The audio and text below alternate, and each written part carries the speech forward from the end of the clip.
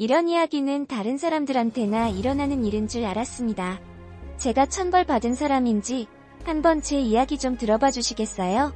제 아들은 태어날 때부터 장애를 자기고 이 세상에 나왔습니다. 다들 녹대장이라고 아시죠? 아이가 눈을 불편해해서 병원에 진료를 받아보았더니 선천성 소아녹대장이라는 진단을 받았어요. 저는 녹대장이라는 것은 백제장처럼 노인성 질환이라고만 알고 있었지, 아이가 이제 막 태어난 소아에게 이런 일이 일어날 거라고 상상도 못했습니다. 서울에 있는 큰 대학병원으로 아이를 옮겼고 지금 시점에서 녹대장이라는 질환은 치료가 없다고 하더군요. 한번 죽어버린 시선경은 현대의학으로는 되돌릴 수 없고 최대한 시선경이 죽어나가는 진행 속도를 늦추는 것만이 치료 방법이라고 했습니다. 약물 치료를 시작했고 좀 더 아이가 자라면 시술을 하자고 하셨어요. 저는 양방치료뿐 아니라 한방치료를 병행하자고 이곳저곳을 알아봤고 녹대장 치료에 유명하다는 한 의원을 찾아냈습니다. 서울에서 아주 유명한 곳이었고 그리고 대표 원장님이 방송에도 나오는 그런 곳이었죠.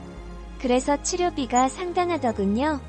일주일에 2번, 지방에서 서울까지 차비, 그리고 치료비용, 한약비용에 감당하기 힘들 정도였습니다. 애 아빠와 시댁에서는 저와 제 아들에게 욕을 했어요. 변신 같은 게 나왔어. 애 엄마가 부실하니까 저런 병신이 나오지, 눈 멀면 저거 어떻게 할 거야?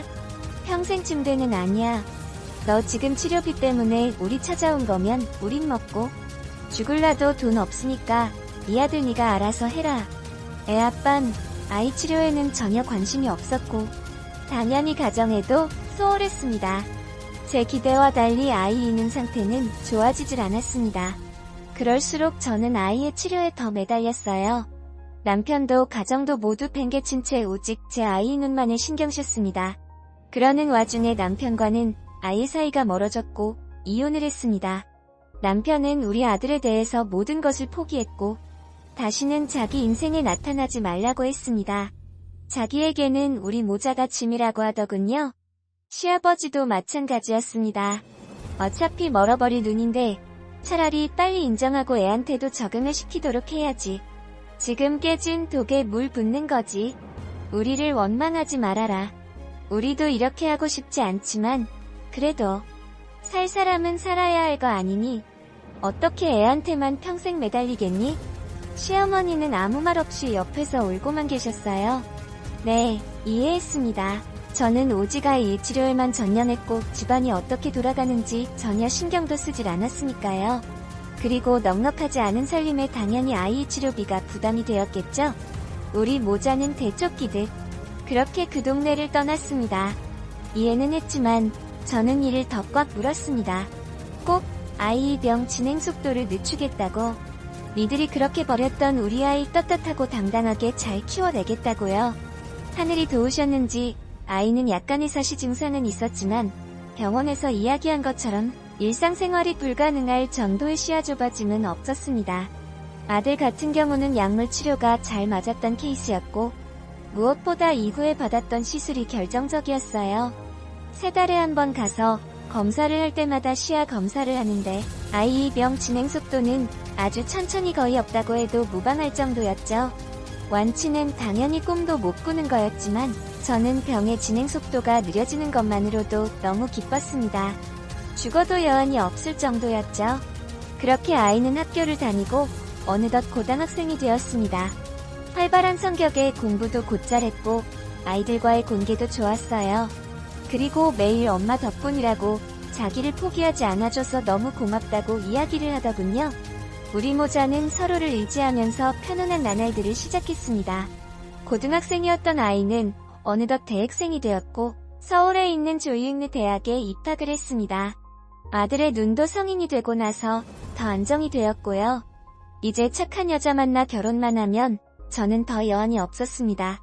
어느 날 집 앞에 누군가 서성거리고 있었어요. 가까이서 보니 시어머니시더라고요. 모든 식구들이 매몰차게 저희를 내쫓을 때 그래도 그나마 저희들에게 잘 살라고 기도해 주었던 분이었죠. 저는 반갑게 어머니를 맞이했고 무슨 일이시냐고 했죠. 애는 잘 크니? 눈은 좀 어떠니? 혹시 치료가 잘 안 된 거니? 아니에요, 어머니. 지금 눈 치료 잘 되어서 대학도 아니고 일생생활에 문제 없이 잘 지내고 있어요. 그래, 정말 다행이구나. 니들 그렇게 내보내고 나서 난 참 마음이 안 좋았단다. 그때 많이 서운했지? 정말 미안했다. 이미 다 지나간 일이고 저는 모든 걸 잊었기에 나쁜 감정은 전혀 없다고 말씀드렸고 어머니도 앞으로 가끔 이렇게 얼굴 보러 와도 되냐고 하셨죠? 그리고 아들과도 만나게 해드렸어요. 이혼은 했지만 그래도 할머니는 할머니니까요. 착하기만 했던 아들도 그 당시에 할머니를 이해한다고 했고 본인이 더 미안하다고 하더군요. 자기 때문에 엄마 아빠도 이혼하고 특히나 엄마가 너무 힘들게 살았다고요. 하지만 아이도 저도의 아빠와 아버님에 대한 섭섭함은 남아 있었나 봐요. 어머니가 한번 만나자고 하는데 저희가 거절을 했습니다. 결혼도 했고 아이도 있다고 하는데 그건 도리가 아닌 것 같았거든요. 어느 날 어머니가 아버님과 함께 접기집을 찾아오셨어요. 그래도 아버님에 대한 저 섭섭함은 그렇게 오랜 세월이 지났어도 남아있었나 봅니다. 보기가 싫더군요. 레미야, 정말 면목이 없다. 그리고 정말 미안하다. 왜 그러세요? 뭐가 미안하다고 하시는 거예요? 아버님은 연신 옆에서 담배만 피워대셨습니다. 남편이 지금 간이식을 받아야 할 정도로 간 상태가 많이 안 좋다고 하더군요. 마지막 희망으로 저희를 수소문해서 찾은 거라고 합니다. 우리가 보고 싶어서 우리 아들이 걱정이 되어서 찾아 온 게 아니라 우리 아들의 간이 필요했던 겁니다. 하늘이 무너졌습니다. 우리 모자를 그렇게 모질게 내쫓아 놓고 이제 와서 무슨 명치로 간을 달라고 하나요? 그럼 간 때문에 저희를 찾으신 건가요? 저희가 걱정이 되어서 보고 싶어서 오셨다는 건 다 거짓말이고 제 아들의 간이 필요해서 당신들 아들 죽어간다고 내 아들 간 빼앗으러 온 건가요? 애미야, 그러지 말고 서로 자식 키우는 입장에서 우리 사정 좀 봐주면 안 되겠지? 우리 애가 다 죽어가고 있단다. 검사라도 한번 받아봐주면 안 되겠니? 싫어요. 우리는 이제 그 집안 사람들도 아니고 저희 내쫓을 때 뭐라 하셨어요? 등신 자식이라고 하셨고 눈앞에 다시는 나타나지 말라고 하셨잖아요. 그런데 이제 와서 간을 내놓으라니요. 그게 지금 저희한테 하실 말씀인가요? 아니, 지금 얘가 어디서 그렇게 악을 쓰고 덤벼. 우선 감사만 해보자는 거고 검사하는데 뭐 돈이 들기를 하니 아니면 검사하면서 우리가 할 간을 빼가기를 하니 그리고 젊은 애가 그거 간 조금 떼어주는 게 뭐 그리 대수라고. 너는 이렇게까지 열을 올리니? 시아버지는 여전하셨습니다. 여전히 자기만 생각할 줄 알았고 남에 대한 배려심이라는 건 눈꼽만큼도 없잖죠. 그동안 자식 노릇 못했으면 죽어가는 아버지한테 없는 간이라도 빼주는 게 자식된 도리야. 이혼했다고 아버지 아들이 아닌 거야?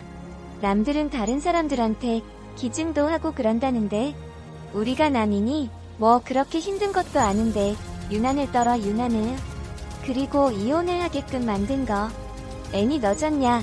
너가 그렇게 애만 싸고 돌고 집안 다 말아가면서 돈만 싸대는데 어느 남자가 그걸 버티겠니?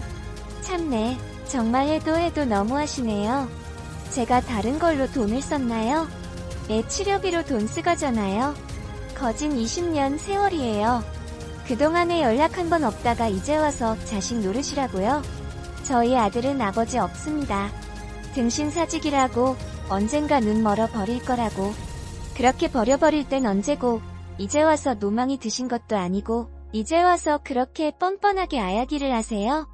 그래, 너 말 잘했다. 너 이혼하기 전에 누구 돈으로 애 치료비 썼니? 다 아범 돈이었잖아. 그럼 그거 지금이라도 갚아라. 돈으로 갚지 말고 간으로 갚으라고. 정말 뻔뻔한 인간들이었습니다. 그렇게 우리 모자 내쳤으면 이제와 간이라니요. 그리고 우리 아들이 많이 좋아졌다고 해도 평생을 짊어지고 가을병을 가지고 있는 아이인데 그 아이에게 간을 달라니요. 애 아빠의 딸 내미는 간 이식 조건이 맞았는데도 못 주겠다고 했답니다. 간이식이라는 게 휴증도 있고 나중에 자기 시집도 가야 하는데 칼 대는 게 싫다고 했다네요. 그리고 현부인도 반대를 했다고 하더라고요. 어디 여자의 앞길 막을 일 있냐고요. 그런데 우리 아들은 괜찮답니까? 저는 그들을 내쫓아 버렸고 다시는 연락하지 말라고 했습니다. 차라리 남에게 줄 거라고 했어요. 그리고 한 번만 더 찾아오면 경찰에 신고할 거라고 했고요. 세상에 이런 파렴치한 같은 것들이 있을까요? 미워도 섭섭해도 사람은 살려야 하지 않겠냐고 말씀하시는 분들 계실 줄 압니다. 그럼 우리 아들한테 받는데 아니라 그 딸한테 받아야 하는 거 아닌가요? 지금도 연락은 옵니다. 죽어거네, 오늘 내일 안에 제발 검사만 한번 해줘라. 해달라는 거 다 해주겠다 등등. 저는 전화번호를 바꿔버렸고 아이 번호도 바꿔버렸습니다. 아이한테도 절대로 그 집 사람들하고는 연락도 나지도 아야기도 하지 말라고 했고요. 사람이 죽어가도 도리라는 게 있다고 생각을 합니다. 저는 아이에 대한 도리가 있어서 엄마로서 지금까지 최선을 다했고 앞으로도 최선을 다할 생각입니다. 저희 아들을 지키기 위해서요. 저를 제발 이기적인 사람이라고 욕하지 말아주세요.